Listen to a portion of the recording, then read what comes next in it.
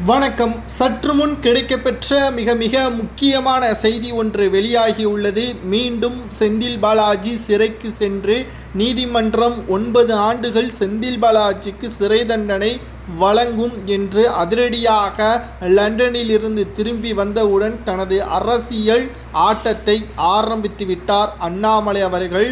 கடந்த சில மாதங்களுக்கு முன்பாக லண்டனிற்கு அரசியல் படிப்பிற்காக சென்றார்.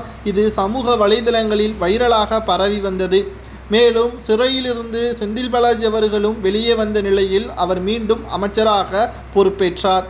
இந்த நிலையில்தான் தற்பொழுது அண்ணாமலை அவர்களை பற்றி கேள்வி கேட்ட பொழுது தமிழகத்தில் இருந்து ஒட்டுமொத்தமாக 11 நபர்கள் லண்டனிற்கு சென்றார்கள் என்றும் அதில் ஒருவர்தான் அண்ணாமலை என்றும் அவரை பற்றி பேசுவது தேவையில்லாதது என்றும் அவர் IPS வேலையிலிருந்து வெளியேறியதற்கான காரணம் அவர் சிறைக்கு சென்றுவிடக்கூடாதுதான் என்றும் செந்தில் பாலாஜி அவர்கள் அண்ணாமலை அவர்கள் பற்றியான தகவலை தெரிவித்திருந்தார்.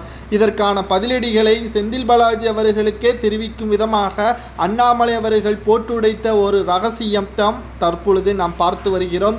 செந்தில் பாலாஜி அவர்கள் மின்சாரத்துறையில் பல கோடி ஊழல்களை செய்திருப்பதாகவும் சுமார் 950 கோடிக்கு மேலாக செந்தில் பாலாஜி அவர்கள் ஊழல் செய்திருப்பதன் காரணமாக அவரை அமலாக்கத்துறை அதிகாரிகள் எப்ப வேண்டுமானாலும் ஜாமீனை ரத்து செய்து திகார் சிறையாளில் அடைக்கப்படும் என்றும், ஏனென்றால் புழல் சிறையில் அவருக்கு பக்கபலமாக தமிழக காவல்துறை இருப்பதன் காரணமாக அவரை திகார் சிறையில் அடைக்கப்பட்டு விசாரணையை நடத்துவதற்கான ஏற்பாடுகள் செய்யப்படும் என்றும் அதற்கான வேலையில் தற்பொழுது இறங்கியிருக்கிறார்கள் என்றும் அவர் எவ்வளவு வேண்டுமானாலும் பேசலாம். அவர் ஒன்றும் உத்தமர் அல்ல. மக்களின் வரிப்பணத்தை சுரண்டிதான் தற்பொழுது கரூரில் பிரம்மாண்டமான பங்களாவை கட்டி வந்தார் என்றும் அந்த பங்களாவின் ரகசியம் வெளிவந்த பிறகு தனது சகோதரர் பெயரில் இருப்பதாகவும் தற்பொழுது வரை சகோதரர் அசோக்குமார் அவர்கள் எங்கே இருக்கிறார் என்ற தகவலையும் வெளியிடாமல் இருப்பதற்கான காரணம் என்ன? திமுகவின் கட்டுப்பாட்டில் குடும்பம் இருப்பதன் காரணமாகத்தான் செந்தில் பாலாஜி அவர்கள் தற்பொழுது வரை ஒட்டுமொத்தமாக திராவிட முன்னேற்ற கழகத்தின் அடிமையாக இருப்பதாகவும் செய்திகளை நம்மால் பார்க்க முடிகிறது.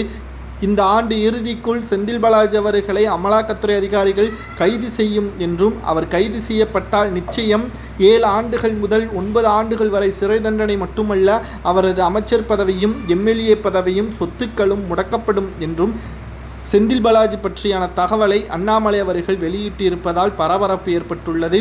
குறிப்பாக செந்தில் பாலாஜி அவர்கள் எப்பொழுதுமே அண்ணாமலை சீண்டுவதும் அண்ணாமலை தக்க பதிலடி கொடுப்பதும் வழக்கமான ஒன்றுதான். ஆனால்